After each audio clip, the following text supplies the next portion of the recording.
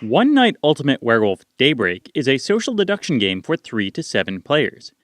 It can be played both on its own or in conjunction with components found in the original One Night Ultimate Werewolf.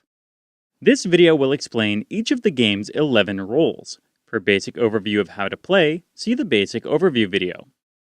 As with the original One Night Ultimate Werewolf game, players can make the night phase easier by getting the free One Night Ultimate Werewolf smartphone application. One Night Ultimate Werewolf Daybreak includes 3 werewolf roles: the Alpha Wolf, the Mystic Wolf, and the Dream Wolf.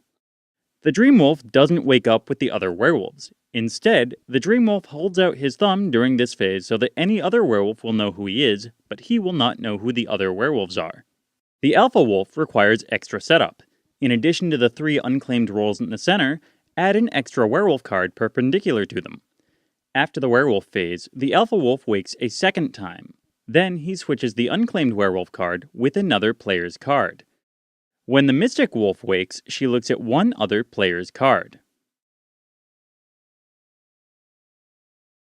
When the Sentinel wakes, he places a shield token on another player's card. This token prevents any player from moving or looking at the card under it.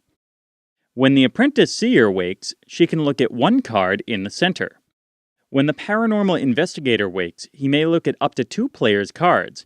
If he views a Werewolf or Tanner card, he cannot view any more cards, and he becomes a Werewolf or Tanner. The Witch may look at one card in the center. If she does, she then swaps that card with another player's card. When the Village Idiot wakes, he may move all players' cards 1 space to the left or right.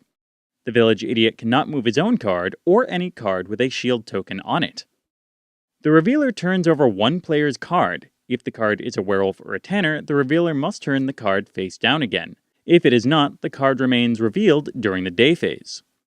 The Bodyguard doesn't wake during the night. Instead, whichever player the Bodyguard points to during the vote cannot be killed.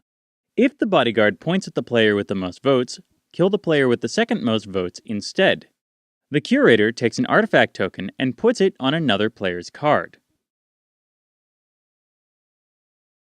If a player wakes with an artifact token, they look at it at the start of the day. They are not allowed to show their artifact to other players, but can say whatever they like about the token so long as they don't violate its effect.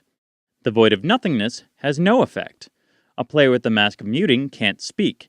They are still allowed to gesture or use other means of communication. A player with the Shroud of Shame must turn away from the table.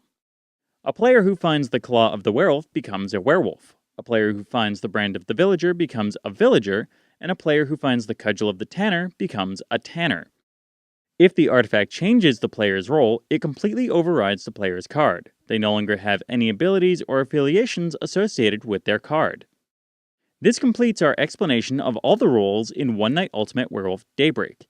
For an overview of the game's basics, see our basic overview video. This has been a Clever Move Quick Play. For more board game information, news, and fun, visit clevermovegames.com.